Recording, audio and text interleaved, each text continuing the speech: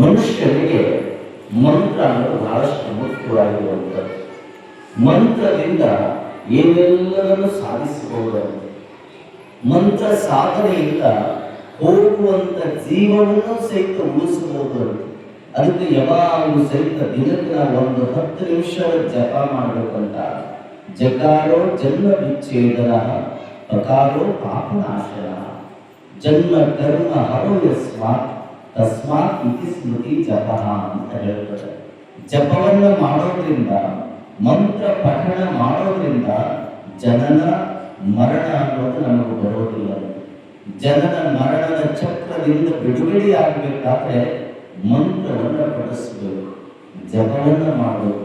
ಎಷ್ಟೋ ಮಹಾನುಭಾವರು ದೊಡ್ಡ ದೊಡ್ಡ ಶಕ್ತಿಯನ್ನು ಸಂಪಾದನೆ ಮಾಡಿಕೊಂಡು ಅಂತೀವಲ್ಲ, ಮುಟ್ಟಿದ್ದೆಲ್ಲ ಚಿನ್ನ ಆಗ್ತಿತ್ತು, ನುಡಿದೆಲ್ಲ ಸತ್ಯ ಆಗ್ತಿತ್ತು, ನೋಡಿದ್ದೆಲ್ಲ ಪರಿವರ್ತನೆ ಆಗ್ತಿತ್ತಲ್ಲ. ಕಾರಣ ಏನು ಅಂದ್ರೆ ಅವರು ಮಾಡುವಂತ ಜಪದಿಂದ, ಅವರು ಮಾಡುವಂತ ಮಂತ್ರ ಪಠಣದಿಂದ. ಪರುಷಗಳ 5 ಪಂಚಪರುಷಗಳು ಅಂತ ಆಗ್ತಾರೆ.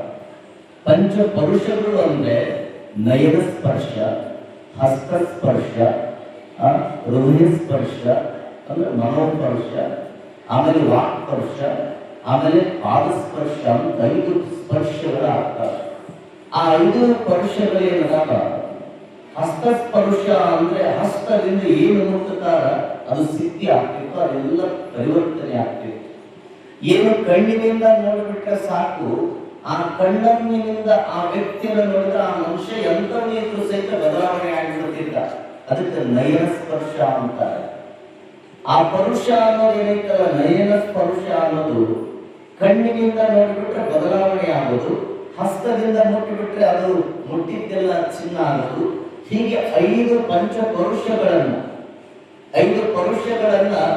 ಯಾರು ಸಿದ್ಧಿ ಮಾಡಿಕೊಂಡಿದ್ರೆ ಈ ಭೂಮಿ ಮೇಲೆ ಅಂದ್ರೆ ಅದು ಕುದುರೆಮೂರ್ತಿಯ ಮೈಸೂರು ಸಂಸ್ಥಾನ ಮಠದ 2ನೇ ಜಗದ್ಗುರುಗಳಾಗಿರುವಂತ ಕರಿಸಿದ್ಧ ಶಿವಯೋಗಿಗಳು 5 ಪರುಷಗಳನ್ನು ಸಿದ್ಧಿ ಮಾಡಿಕೊಂಡಿದ್ರು.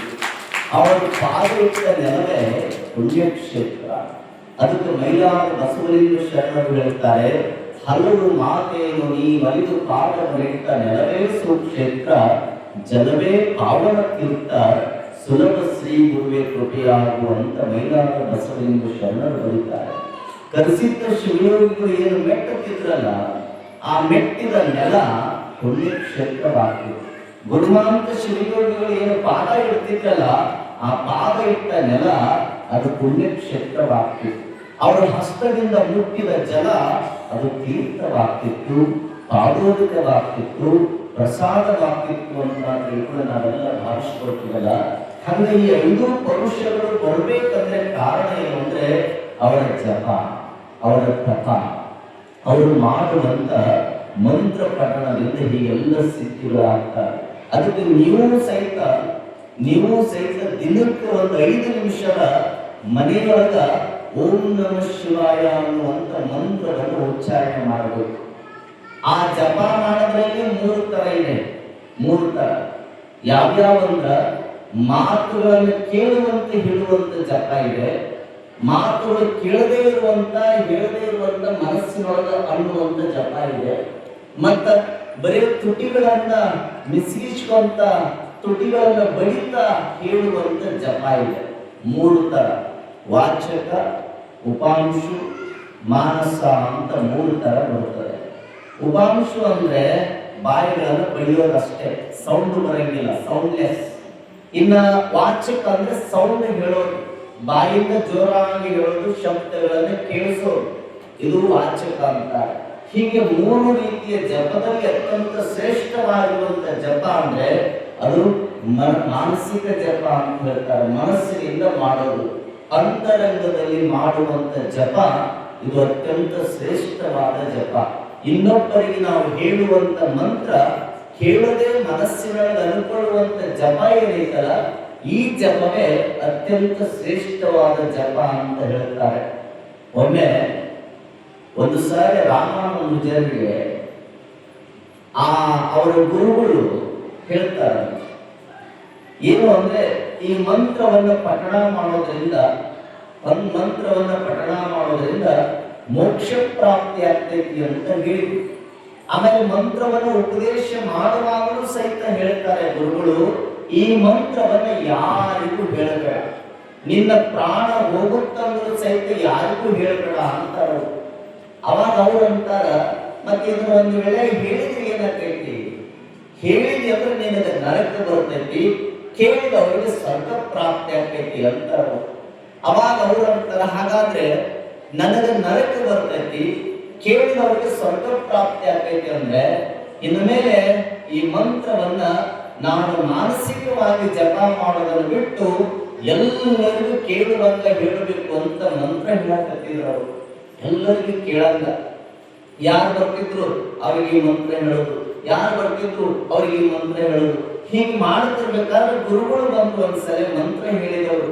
ಅವ್ರಂತಾರ, ಮಂತ್ರ ಬಾಯಿ ಬಿಟ್ಟು ಹೇಳಬೇಡ ಅಂದ್ರು ಸಹಿತ ನಿನಗೆ ನರಕ ಬರ್ತೈತಿ ಅಂತ ಬಾಯಿ ಬಿಟ್ಟು ಹೇಳಿದ್ರು ಸಹಿತ ಈ ಮಂತ್ರವನ್ನು ಮತ್ತೊಬ್ಬರಿಗೆ ಕೇಳಕ್ಕೆ ಹೇಳ್ತಿಲ್ಲ ಅಂತ ಪ್ರಶ್ನೆ ಮಾಡಿದ್ರೆ ಅವಾಗ ಅವ್ರು ಅಂದ್ರಂತ, ನಾನು ಹೇಳೋದ್ರಿಂದ ನನಗೊಬ್ಬನಿಗೆ ನರಕ ಪ್ರಾಪ್ತಿ ಆದ್ರೆ ಕೇಳಿದ ಎಲ್ಲ ಸಮಸ್ತ ಸದ್ಭಕ್ತರಿಗೆ ಸ್ವರ್ಗ ಸಿಗುತ್ತೈತೆ ಅಂದ್ರೆ ಅವರಿಗೆ ಸ್ವರ್ಗ ಪ್ರಾಪ್ತಿ ಆಗೋದ್ರೊಳಗನೆ ನನಗೆ ಖುಷಿ ಇದೆ, ನನಗೆ ನರಕ ಬಂದ್ರೆ ತೊಂದರೆ ಇಲ್ಲ ಅಂತ ಗುರುಗಳು ಹೇಳಿದಂತೆ.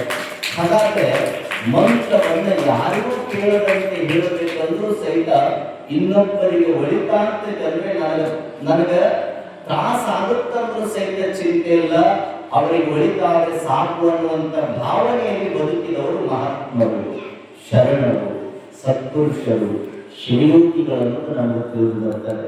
ಅದಕ್ಕೆ ನಾನು ಹೇಳೋದೇನಂದ್ರೆ ನಿಮಗ ಪ್ರತಿನಿತ್ಯ ಬೆಳಿಗ್ಗೆ ಎದ್ದ ಮೇಲೆ ಒಂದು 5 ನಿಮಿಷದ ಜಪ ಮಾಡಿ ರುದ್ರಾಭಿಷೇಕ ಮಾಡಬೇಕಂತಾರೆ ಬಹಳ ಜನ. 4 ವೇದಗಳಂತ ಬರ್ತಾರೆ, ಋಗ್ವೇದ, ಯಜುರ್ವೇದ, ಸಾಮವೇದ, ಅಥರ್ವಣ ಅಂತ 4 ವೇದಗಳು. 4 ವೇದಗಳನ್ನು ಓದಿದ್ರೆ ಬಹಳಷ್ಟು ಜ್ಞಾನ ಪ್ರಾಪ್ತಿ ಆಗ್ತೈತಿ ಅಂತ ಹೇಳ್ತಾರೆ. 4 ವೇದಗಳನ್ನ ಅದಕ್ಕೆ ಬಂದ ನೋಡ್ರಿ ಅಜ್ಜವ್ರ, ಈ ಕೆಲಸ ಮಾಡೋರು ಬಂದ್ರು, ಅಜ್ಜವ್ರ 4 ವೇದಗಳನ್ನು ಓದ್ಬೇಕಂತಾದ್ರಿ, ಆ 4 ವೇದಗಳನ್ನು ಓದ್ಬೇಕಂದ್ರೆ ನಮ್ಗೆ ಸಮಯ ಇಲ್ಲ, ಆ ಸಮಯದೊಳಗೆ ನಮ್ಗೆ ವೇದ ಓದಕ್ ಆಗೋದಿಲ್ಲ ಅಂತಾರೆ. 4 ವೇದ ಹೆಂಗ್ ಮಾಡಬೇಕ್ರಿ ಅಂತ ಗುರುಗಳ ಹತ್ರ ಬಂದ.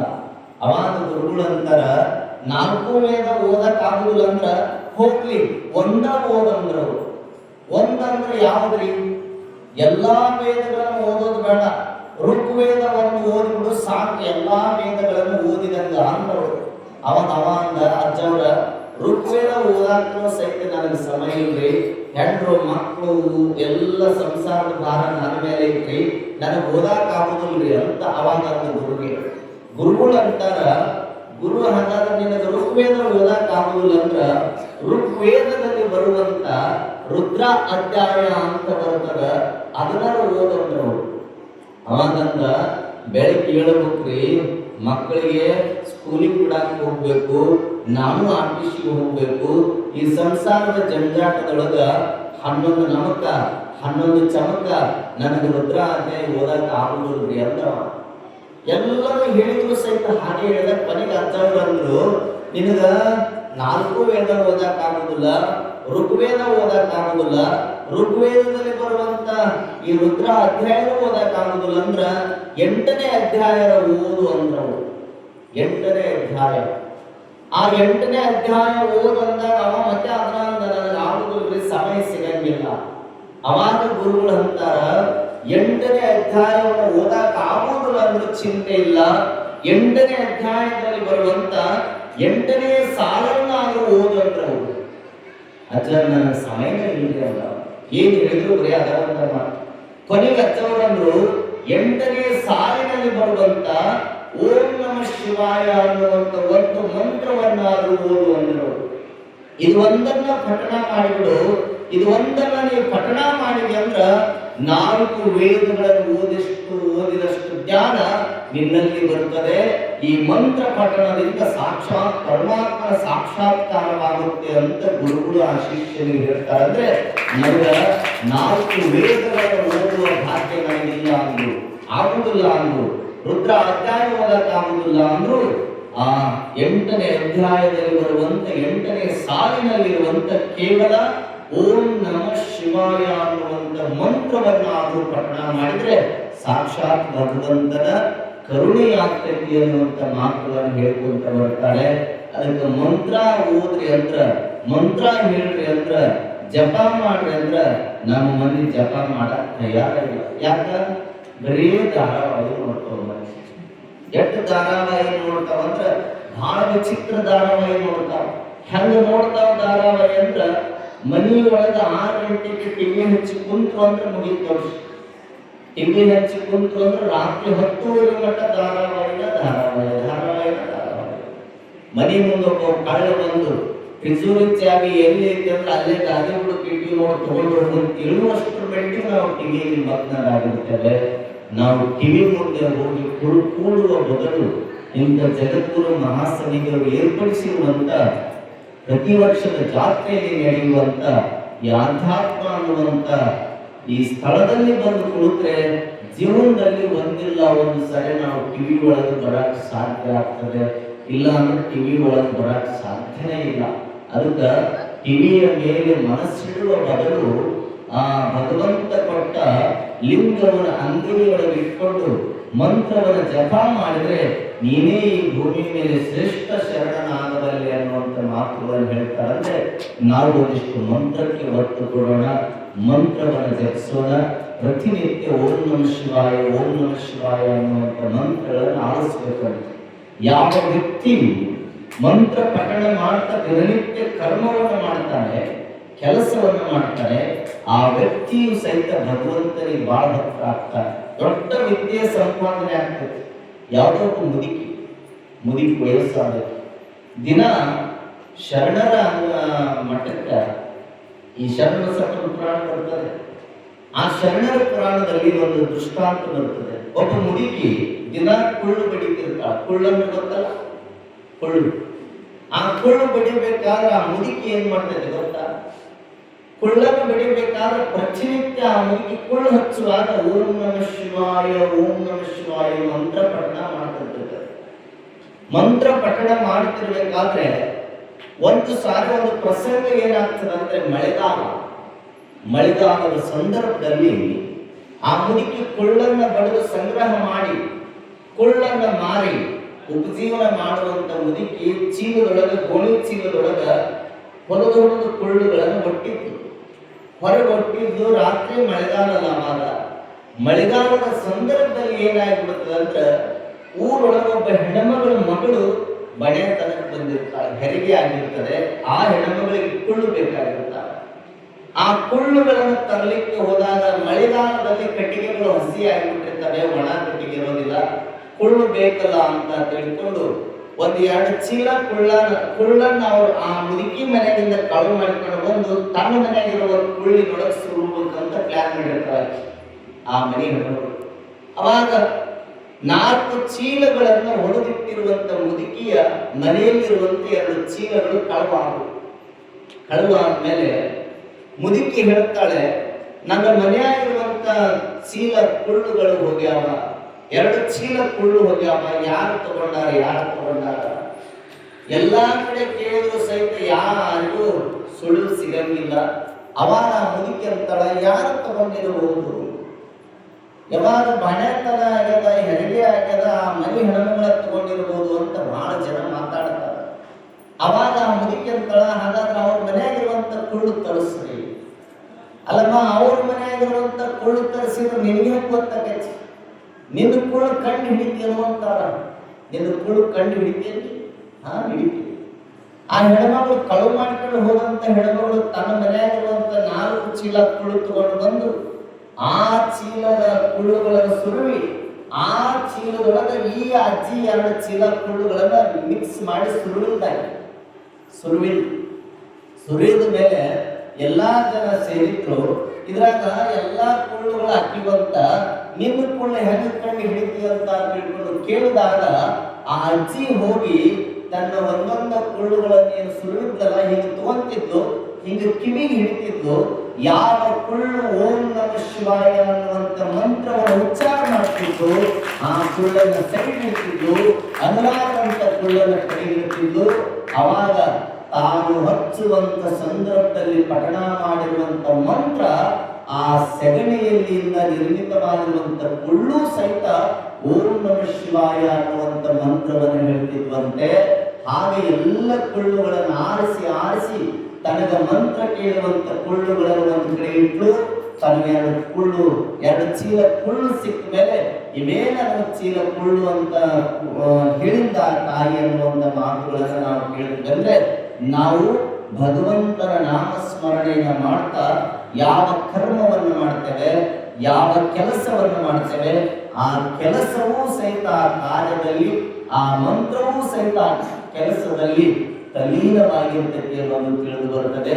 ಅದಕ್ಕೆ ನೀವು ಒಂದಿಷ್ಟು ಮಂತ್ರವನ್ನು ಪಠಣ ಮಾಡಲಿ ಎನ್ನುವಂತ ಮಾತುಗಳನ್ನು ಹೇಳ್ತಾ ಇನ್ನು ಇಲ್ಲಿ ಮರಳುವ ಸಿದ್ಧರು ಬಹಳ ಸುಂದರವಾಗಿ ಶರಣರಿಗೆ ಮಂತ್ರದ ಉಪದೇಶವನ್ನು ಮಾಡ್ತಾರೆ, ಮಂತ್ರದ ಮಹಿಮೆಯನ್ನ ಬೋಧನೆ ಮಾಡ್ತಾರೆ.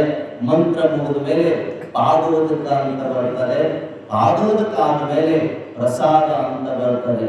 ಪಾದೋದಕ ಅಂದ್ರೆ ಭಗವಂತನ ದೃಷ್ಟಿಯೊಳಗೆ ಯಾವುದು ಪಾದೋದಕ, ಯಾವುದಕ್ಕ ಪಾದೋದಕ ಅಂತೀವಿ ನಾವು.